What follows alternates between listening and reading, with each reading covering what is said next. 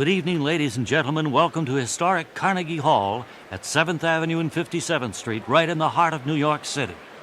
Tonight, we present Bob and Ray, A Night of Two Stars. And I'm your host, Word Carr. Here I am. I made it. Good evening, ladies and gentlemen. Welcome to historic Carnegie Hall. I just said that. Who are you? I'm Word Carr, your host for this evening. And I'm Webley Webster, and I'm supposed to be the announcer. I'm just a little late, that's all. That's impossible. I got caught on the Pulaski Skyway. But I'm here now, ready to announce Bob and Ray's debut at historic Carnegie Hall, on the same stage trod by Hofitz and Mozart. That's Heifetz and Mozart. And this is Word Carr, your host for this evening. Now the house lights dim, the curtain is about to go up. There's no curtain at Carnegie Hall. Bob and Ray make their way onto the stage at Carnegie Hall.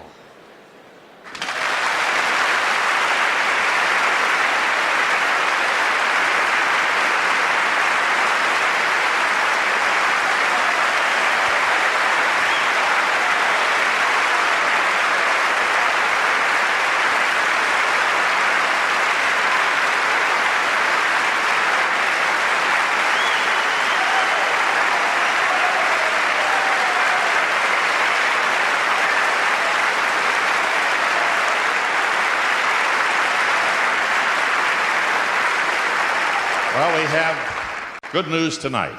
Good news for you folks, but bad news for us. Yeah, once again, our loss is your gain. In anticipation of the recent Easter season, we laid in a large supply of chocolate rabbits. Now, these were the best chocolate rabbits that money could buy. They were genuine chocolate, all chocolate. Each one had a genuine purple ribbon tied around his or her neck.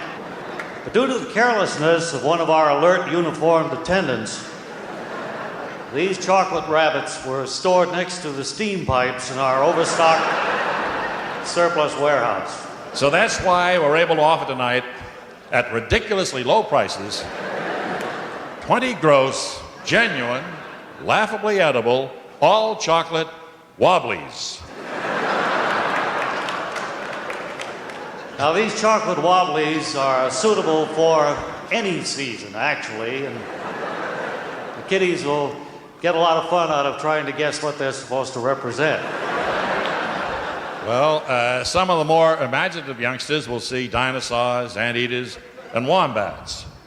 Others will see pterodactyls, vultures, or your mother-in-law. But now, and this is backed up by a Bob and Ray guarantee, not one of the kiddies will ever know these were once rabbits. Any wobbly mistaken for a rabbit may be returned to the overstocked surplus warehouse where the full purchase price will be laughably refunded. We don't expect to be able to make this amazing offer again. The warehouse engineers have already removed the steam pipes, and along with them our alert uniformed attendant. So be the first now in your neighborhood these few weeks after Easter to treat the kiddies. Remember, in each of these edible all chocolate Wobblies, somewhere there's a purple ribbon.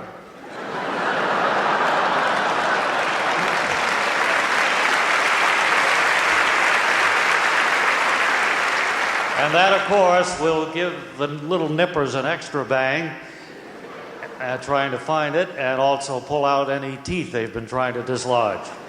So write to us, care of Sweet Tooth, New York. And say, we'll bite.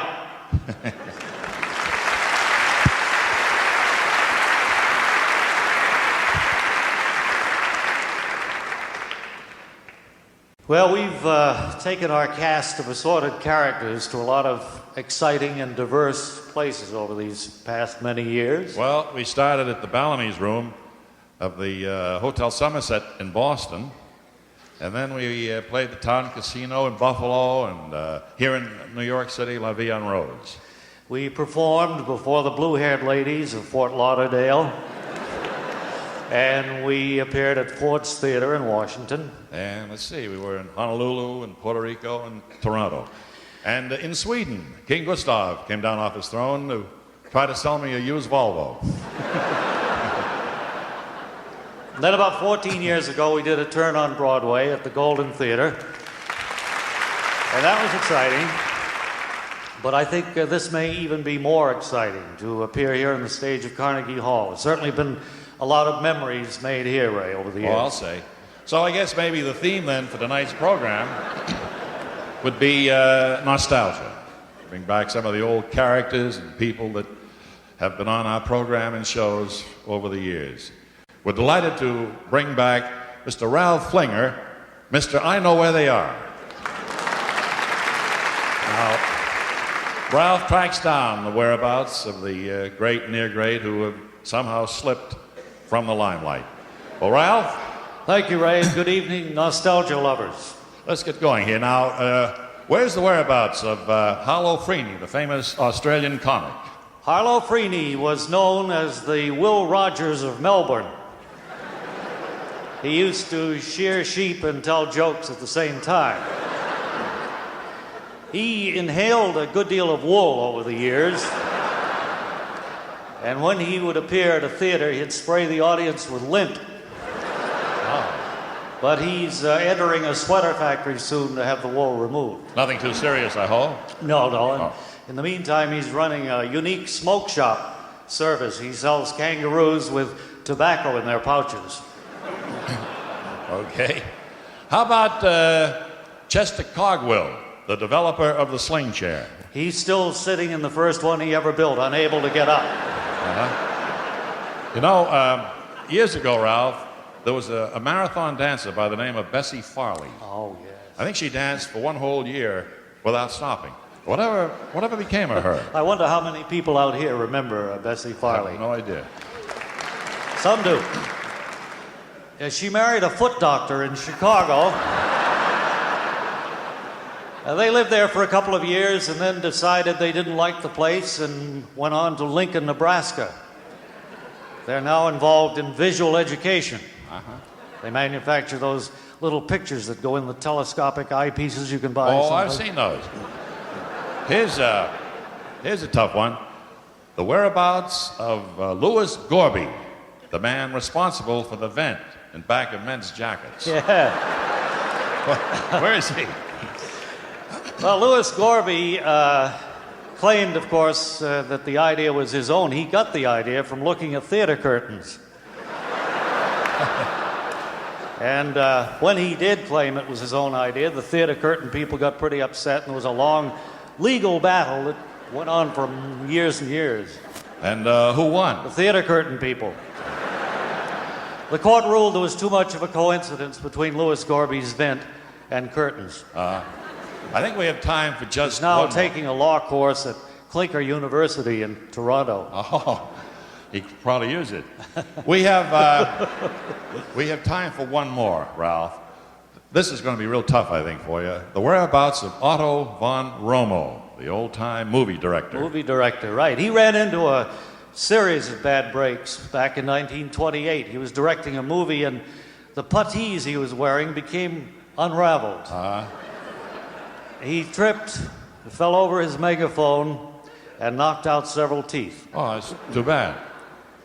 Well, a dentist replaced his teeth with gold ones, but then in a freak accident, late one night, a drunken old prospector drove a claim stake through his mouth. Oh, wow. That's really terrible. Made all the papers. Yeah, terrible. So what happened to him? He went back to Germany and went into the machine gun business. Oh, okay, Ralph. Thank you. It was always a joy to have you with us, and particularly tonight here at Carnegie Hall, bringing back the whereabouts of all the famous people. Pleasure to be here. Thank you, Ralph. Thank you. Bye-bye.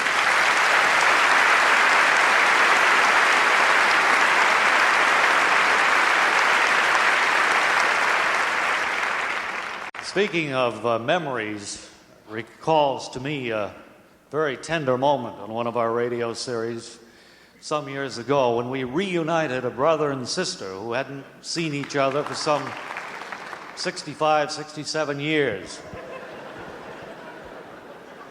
We'd like to recreate that very moving moment for you, if we'll try to at least.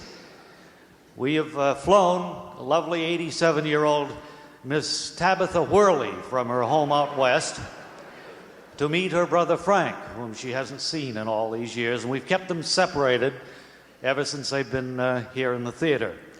Neither knows why he's here. If everything's ready, will you send out Miss Whirley, please? Hello, my dear. Hello. You are Miss Tabitha Whirley. No, Tabitha. Tabitha. Everybody makes that mistake. All right. And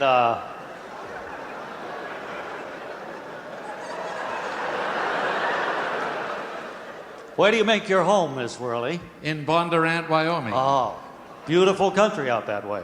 Well, it's pretty brisk. We have winter right into August out there. Well, it's tough that way, I guess. Yes, And yes. you are 87 years young. Yeah, isn't that odd? Now, when I was 7, they used to say I was 7 years old. Now I'm 87, and they say you're 87 years young.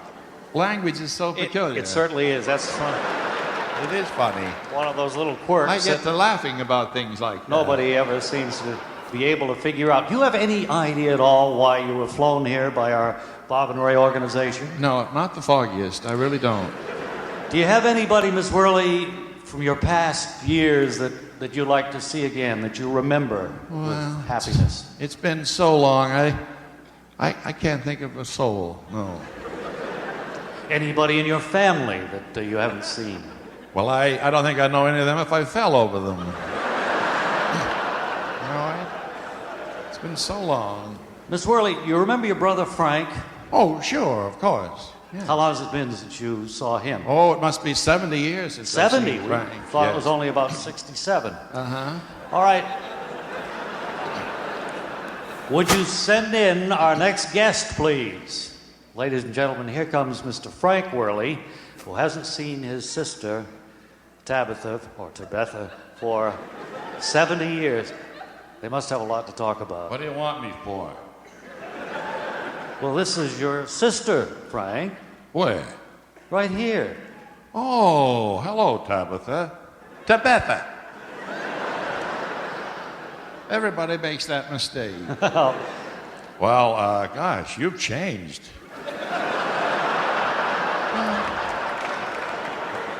You've changed too, Frank. I'm sure you'll have a lot of things to talk over, a lot of anecdotes and Yeah, memories from days you've, gone by, so you could... Really changed.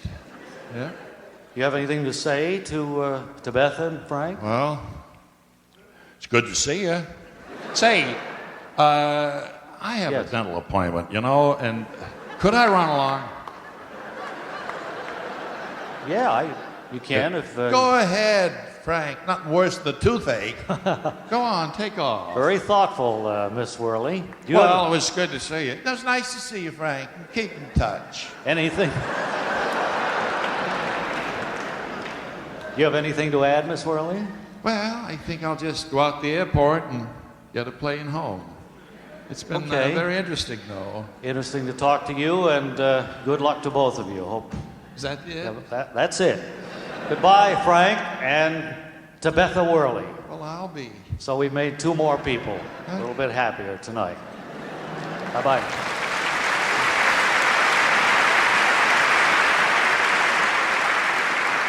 Attention! Will the party who owns the 1981 Plymouth Fury with bulletproof windows and motor running, which is blocking the crosswalk in front of the chemical bank across the street, please move it at once, or it will be towed. This is Police Courtesy Week.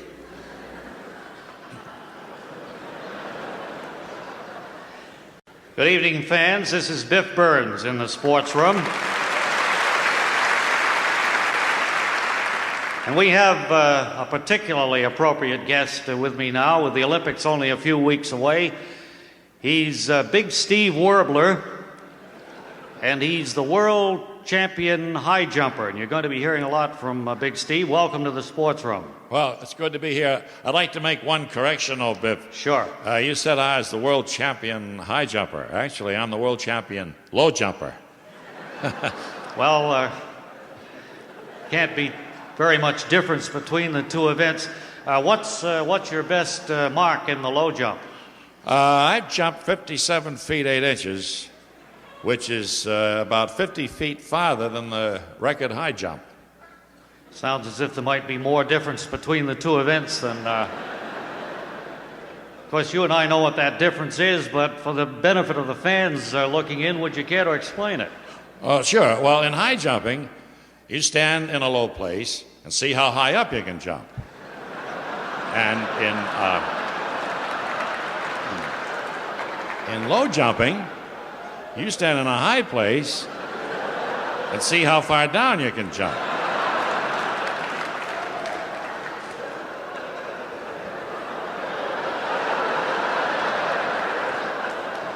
Well, Big Steve, you and I both know the answer to this next question, but for the benefit of the fans looking in, would you care to comment if that's all there is to it? No. If you jump from a high place and get killed, then that jump does not count. And that's why my 57-foot 8-inch record still stands. This may be an embarrassing question for you, but I've got to put it anyway. Isn't this kind of a dumb sport that would only appeal to a big lummox like yourself, who has rocks in his head? Well, I guess you could make a pretty good argument for that, Biff. But, no, I like low jumping a lot better than high jumping. See, in high jumping, you can strain a tendon, pull a muscle on the way up, and break a bone, maybe on the way down. But in low jumping, all you have to worry about is what happens to you on the way down. Well, I can see the logic there, although it may be a little too complicated for some of the fans looking in. At any rate, I understand that you're trying to get the Olympic Committee to consider this as a major track and field event, the low jump. Well, see, it's a little too late for this year's Olympics. Right. But I haven't been able to interest the Olympic Committee at all in the event, so I don't know. There's a producer here in New York who wants to have us jump off the Palisades over in New Jersey into the Hudson River. But that would not be an official jump because you can't land in anything soft like water or anything. Oh. No. I thought the object of the whole thing was just to live through it. Yeah. I didn't know the surface you landed on made any difference. I jump mostly onto asphalt and concrete. But you can land on natural ground, providing it hasn't been softened with rain or moisture or anything. Right. How about AstroTurf, stuff like that? Well, AstroTurf's okay, providing the phony grass isn't too tall so as to break your fall, or then again been softened by moisture. So if you did get this thing accepted as a real official event, I guess you'd have to do it from the window of the downtown office building, something like that? Yeah, so that's not too satisfactory because in case of a tie then, you have to go up a whole story, which is, like 10 feet. Now, a much better arrangement would be to use a fire department truck. And in case of a tie, you go up a rung at a time, see? That makes sense. Now, I know you've done a lot of research on this, Big Steve, and sent out a lot of mailing and so forth. How many entrants do you think there would be from around the world if this got to be accepted? Well, from the mail I've received, there are 2 other entrants. One is a Tibetan who puts himself in a trance and jumps off mountains. And the other guy is kind of flaky. He's from France. All right, well, there would be 2, and then yourself would make 3, so there would be 3. No, there'll be just 2. I've decided not to jump anymore. I figure it'd take a real fruitcake to think you could break a 57-foot 8-inch record that I already hold, and I've learned through experience that low jumping 30 or 40 feet can give you a real headache. So I say, who needs it? Well, I was going to say that at the outset of the interview, but you've said it for me, and I want to thank you for dropping by the sports room here tonight. Wish you a lot of luck, Biff. Sure. Big Steve Warbler. And this is Biff Burns saying until next time, this is Biff Burns saying so long, fans.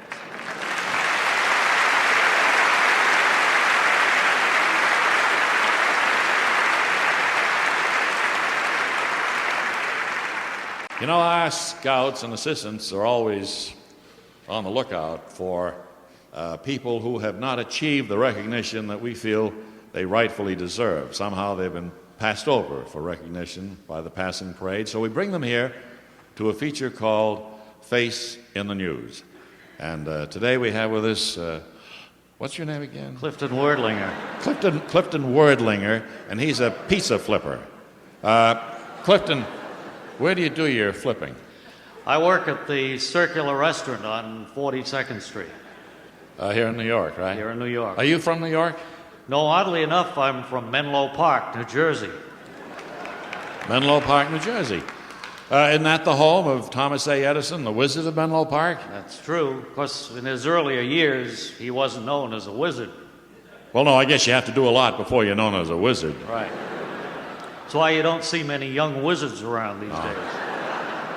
No, he was a Garden State genius. You know, just his work on the movie camera would qualify him for that. That's true, and then when you add to that the incandescent lamp, That's all right. the other things. He was a New Jersey great. An Ohio product, Yes. but a New Jersey great. Mm-hmm. Well, gee, you know, where did you learn your pizza flipping? Well, my uncle was a famous pizza flipper, Joseph Hanover. Joseph Hanover? Uh-huh. Why, when I was a kid, I used to sneak into the Rococo restaurant there and watch him work in the center of the room. Yeah, the Rococo, that's where he used to work, all right. Yeah, he'd toss pizzas 30, 40 feet in the air. Whatever happened to your uncle? Well, his eyesight went bad, and the stuff he was throwing into the air was landing on the patrons, and from there on, it was pretty much downhill. Well, I'm glad I caught him in his prime. Well, you were luckier than I was, but I was there on his last night, a proud, defiant man. Look, if it's difficult for you to talk about... No. I think it's good to get these things off your chest. I haven't talked about Uncle Joseph for a long time now, and I think I feel better doing it. Have there been any drastic changes in pizza flipping since your uncle's time? Yes, we don't flip them as high as we used to. There are too many pizza snatchers around. Well, by that you mean these are people who grab a descending pizza before it lands and runs off without paying for it? Exactly. Yeah. Nowadays, if you throw them up as little as 2 feet, you have to elbow your way in there and grab them before they do it. It's tough stuff. You know, I could never understand why anybody would want an uncooked pizza crust, you know? I never could either. I think they must do it for the sport of it. It certainly isn't the nourishment. Well, look, time has slipped by on us, Clifton. My Uncle Joseph wrote the definitive work on pizza flipping, you know. Making dough by flipping dough. Oh, right. I learned all I knew about it from him. You know, speaking of that, did you know that your uncle was a great friend of Jack Palance? I'd heard that. I'd heard that very same thing. And there's a picture of your uncle and Jack in a barbershop window there on 44th Street in the Times Square area. No fooling. That's 2 blocks from where I work. Yeah. Is that the barbershop that has Laurel and Hardy's picture in the Wheeler and window? Woolsey. Yeah. Yeah, I'll have to go over and look at that. I'd heard that bit about Jack Palance and my uncle, but I was never able to prove it. Time has kind of slipped by on us here, Clifton. I'd hoped that, we could have well, we've been spending all this time talking about Thomas Edison and your uncle and incandescent bulbs and movie cameras and Jack Palance. It's been a pleasure anyway. I had hoped, though, that we had had a demonstration of fancy and comedy flipping from you, but maybe some other time. Maybe I could come back sometime. That'd be wonderful. Thank you. Say, do you feel a little better now that you've been on Face in the News? I feel a little better. I'd probably feel a great deal better if my uncle had been Thomas A. Edison.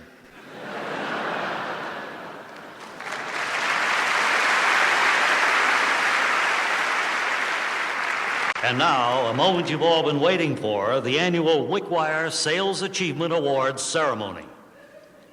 We take you now to the grand ballroom of the Hotel Frimler, where the next voice you will hear will be that of the President and Chief Executive Officer of the Wickwire Corporation, Mr. Carlton E. Wickwire. We're all here to honor the man who is, in my opinion, certainly deserves the title Salesman of the Year. Come in here, Bill Jester. Now, Bill Jester is more than just a man. He's a salesman. And as such, he's entitled to the very best. I know that there are those among you who would say that Bill is more than a man and a salesman. They would say he's a great human being, too. Moreover, he's a man who never shirks his responsibilities, but looks them squarely in the eye. And I want you to know, Bill Jester, that your ace is high with me. And right now, for selling 18% over quota, and for being the real pro you are, I want you to have this watch. There you are, Bill. Is it made of gold? Well, why don't you unwrap it and see? You might be pleasantly surprised. Miss Doherty wrapped it for me this morning. I don't want to take too much of your time. Well, we got plenty of time, Bill. I just want you to be, as I say, pleasantly surprised. Miss Doherty's a good rapper. There you go. That's beautiful.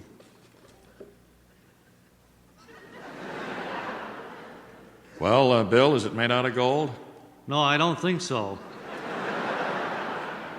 And it isn't running either. Say, it's not running at that, Looks is to it? me like the stem was put in there backwards. Why don't you knock it on something? They start that way sometimes. No, I'd rather have you do it. I don't want to be responsible. You knock it. All right.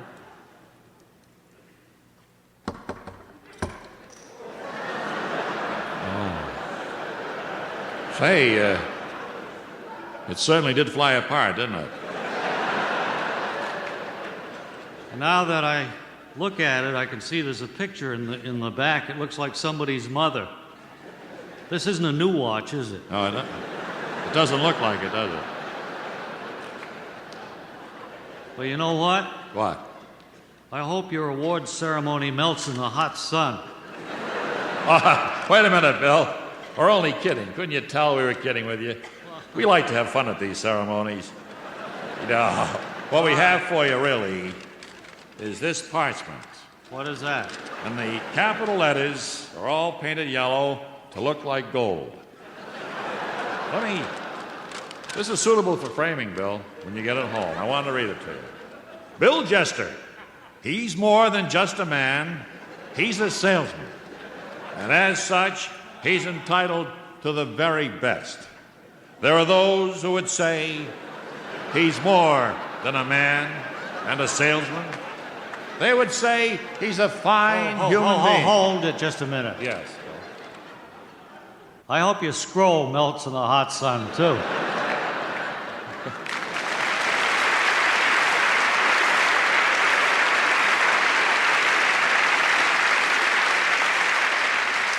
Say, if you're driving in the country this weekend and get hungry, look for a Bob and Ray House of Toast. You'll find convenient, friendly Bob and Ray houses of toast located all over the tri-state area. All kinds of toast. White, whole wheat, rye, pumpernickel. And toasted. Light, medium, or heavy. And buttered to suit you on the near or far side. And with your toast, be sure to order a Bob and Ray thick shake. This week's flavor, Prune. And now, direct from the employees' recreation room of the Luscious Nut Fudge Spotless Kitchens, where the employees are attending the annual dinner, here's an address by the president of Luscious, Mr. Percival Proudhome. Attention, girls. Attention, please. As you know, tonight is the 5th anniversary of the Luscious Nut Fudge Company. 5 years ago, we started our business in my own little kitchen with my wife, the late Matilda, née Finity Proudhome, making the fudge, while I went from door to door with a gay little basket selling our nut fudge from door to door. Today, that gay little basket has grown into a business which sells Lucy Luscious nut fudge from coast to coast.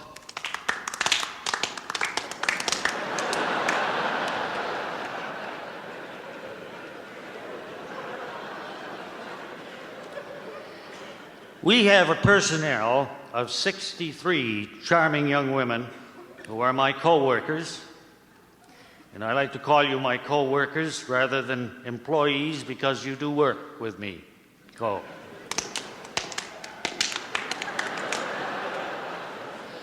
Just for the record, I'd like to pay tribute to my co-workers so that everyone may receive a tribute. First, the girls who crack the nuts.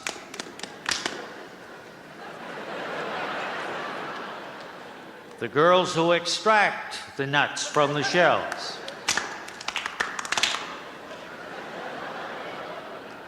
The girls who mix the fudge. The knife girls who cut the fudge into squares.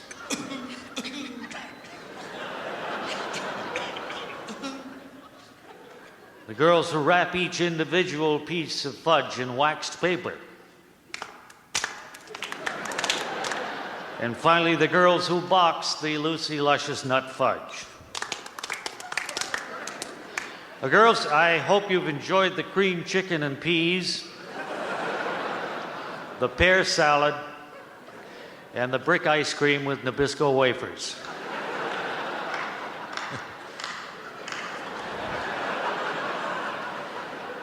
There's just one more thing I would like to say. As you know, my name is Percival Proudhome, but I like to think of myself as Lucy Luscious. I thought up the idea of nut fudge. I started selling it personally. I built it into a national business. We make a great deal of money. I really am Lucy Luscious. Now, does any co-worker have anything to say? Hey, Lucy, Yes? how about us all getting a raise? That concludes my remarks, and please turn out the lights after you wash the dishes, girls. Thank you.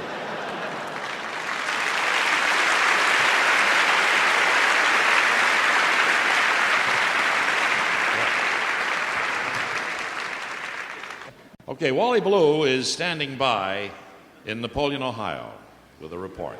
Come in, please, Wally Ballou. Lee Ballou here in Napoleon, Ohio, at the Great Lakes Paper Clip Company. I have been conducting a survey of industrialists who are trying to contribute to the economic health of our nation, and I've come here to speak to the president of the firm, Mr. Hudley Pierce. Thank you for the warm welcome you gave me, Hudley. Well, thank you. We always pleased to have visitors here at the plant. I was amazed to find such a huge factory devoted to the manufacture of such a small item as paper clips. Well, actually, we're one of the small fellows in the business. There are several companies much bigger than ours in the paperclip business, but we all have the same problems: waste, inefficiency, goofing off, so forth. Certainly, but you've been doing your best to fight that sort of thing. I was impressed in that one building I saw. I know you have others, but in that one, there was no machinery whatsoever. No, we don't have any machinery. You see, we buy our wire in long strips, and then our workers cut them in shorter strips, and then bend them by hand into paper clips.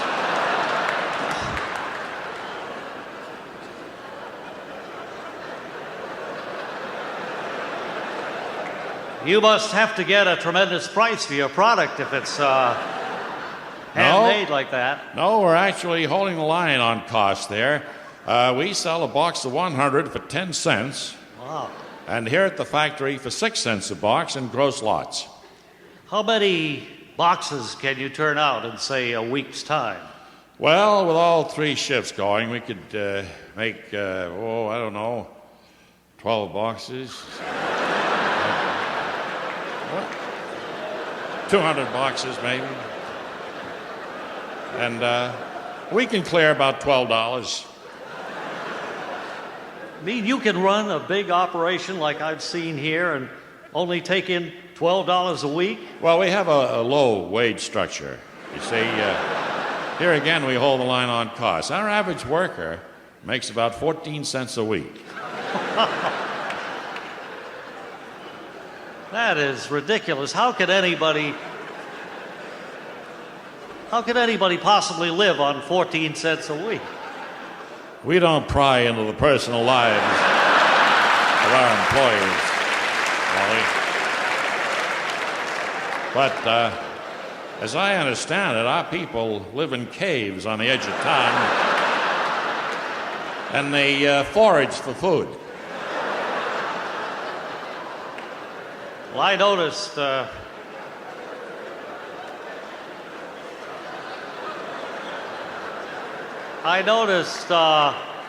all of your employees seem to be dressed in rags.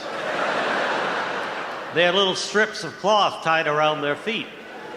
Well, you can't wear shoes when you make 14 cents a week. I guess that's obvious to everybody. I guess so. That would probably account for a lot of the grumbling I heard while I was over there. I'm sure it would, yes. Yes, it would. Still can't understand how anybody can work on a salary like you've described. Well, there are a few loopholes in our union contract. For instance, there's no mention of wages at all. But there is a provision that makes the worker liable for prosecution and imprisonment if he tries to quit.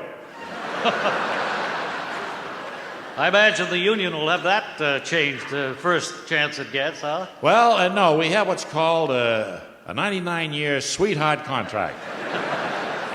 And it has 86 years to run, so we're in pretty good shape. Well, you've got some time to look ahead, Mr. Pierce, and thanks again for the welcome I got out here. A tip of our hat to you in your fight against all of this waste and corruption. Thank you very much. Huntley Pierce, the Great Lakes Paper Clip Factory. Thank you.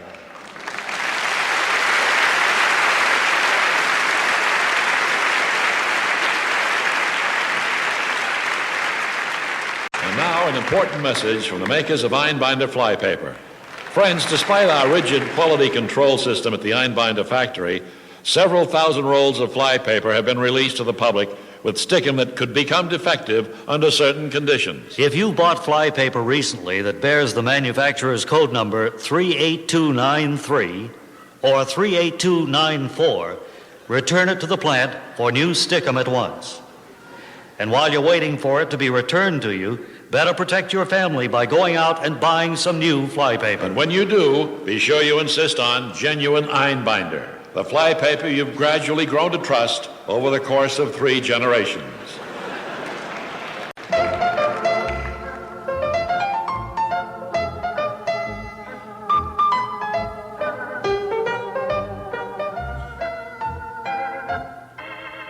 And now it's time for a visit to the Hobby Hut. And your host, the editor of Wasting Time magazine, Mr. Hobby himself, Neil Clummer. Well, thank you.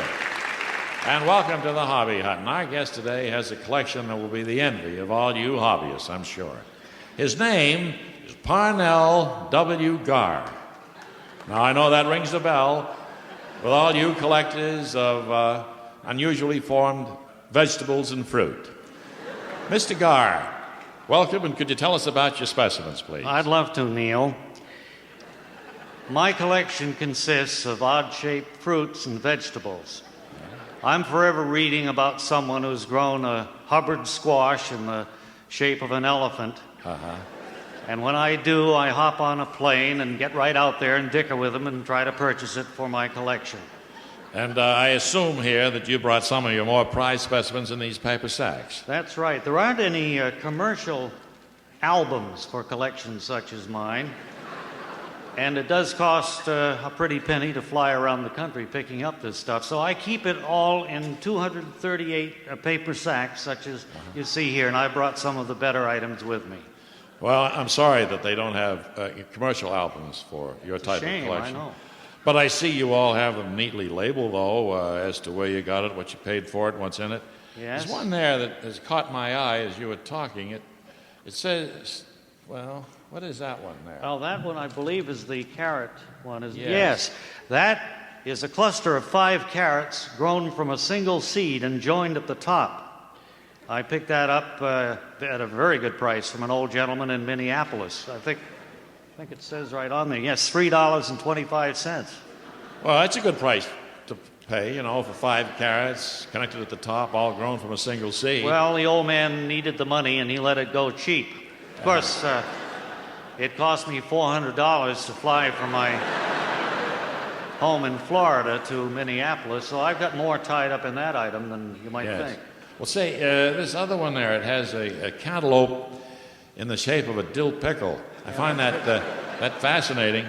I wonder, would it be possible for you, Parnell, to just take the tape off and let me look in and describe your specimens to the people? Would that be all right? You mean you want me to open the paper sack? Yeah, well then, after I show them, we can put them back and we can retape it. Very simple, do you think? If you're sure you want me to. Yeah, I'd love course. to. Sure. It's off like that. There you go. Cantaloupe in the shape of a dill pickle. Oh, my God. Oh, hey.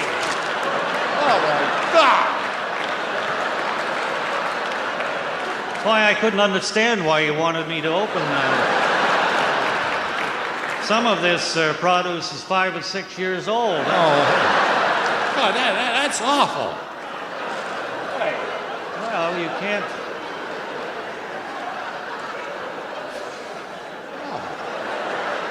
There's no way you can keep this stuff without refrigeration. Now here's a tomato that grew in the shape of a chicken.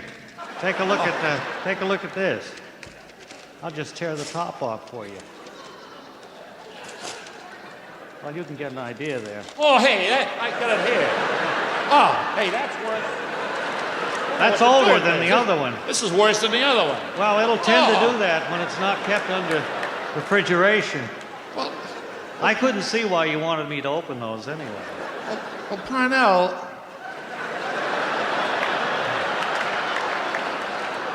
What you have here is garbage.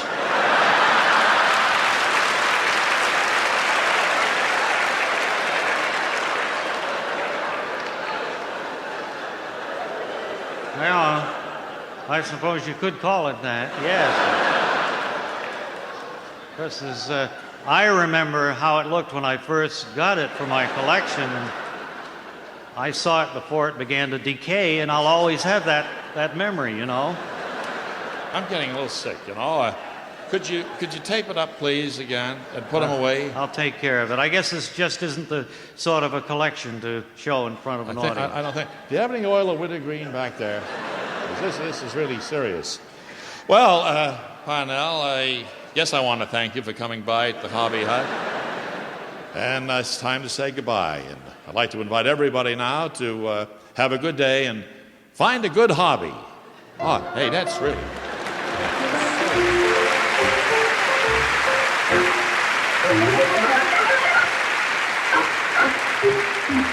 Neil Clummer, Mr. Hobby, will be appearing at the South Sawacket, Rhode Island Firehouse June 15th and 16th. Gents, $1.50. Ladies, $1. Or one gent and one lady together, $2. One gent and two ladies, $5. Or 3 gents and 1 lady, $6.50. Or two ladies together, $7.50. Neckties required. Parnell W. Garr will not appear. Well, we've had from time to time with us experts. We always love to bring them on our programs and shows. Tonight is Dr. Darrell Dexter, the Komodo Dragon expert from Upper Montclair, New Jersey. Say, would you tell us a little bit about the Komodo Dragon, Doctor? Happy to. The Komodo Dragon is the world's largest living lizard. It's a ferocious carnivora found on the steep-sloped island of Komodo in the Lesser Sunda chain of the Indonesian archipelago and the nearby islands of Rinja, Padar, and Flores. Where do they come from?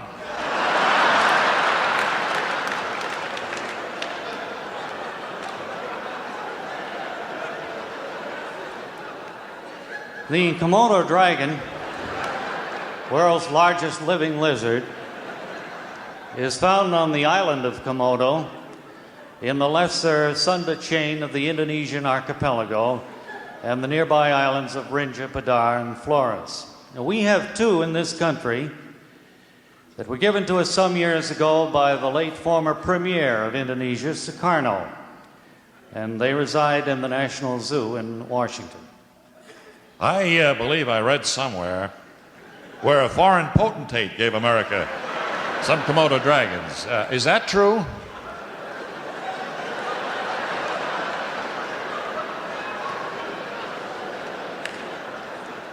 Yes.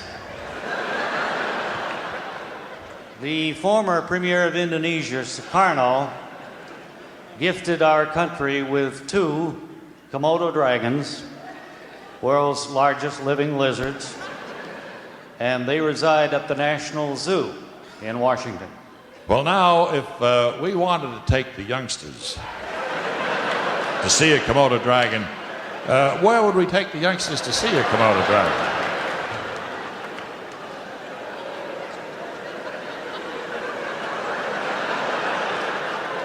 If you were in the vicinity of our nation's capital, Washington, D.C., you would take the kiddos to the National Zoo, and there you'd see two live Komodo dragons, the world's largest living lizards.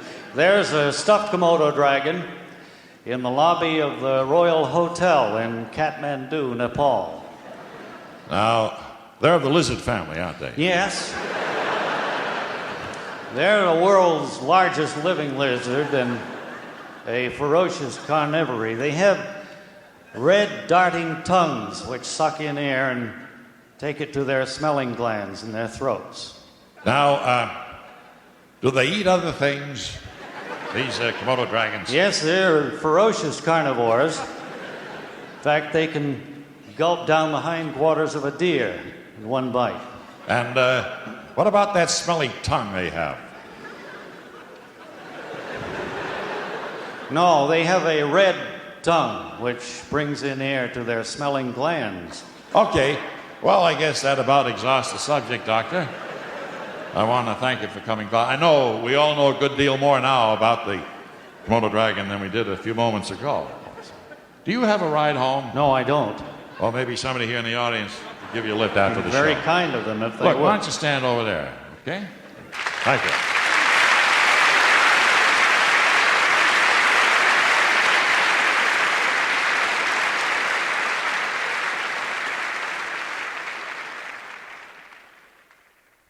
Dear pop, pop, pop, and ray, I hear the tender sigh. Alack, alas, how time doth pass, for now we say goodbye.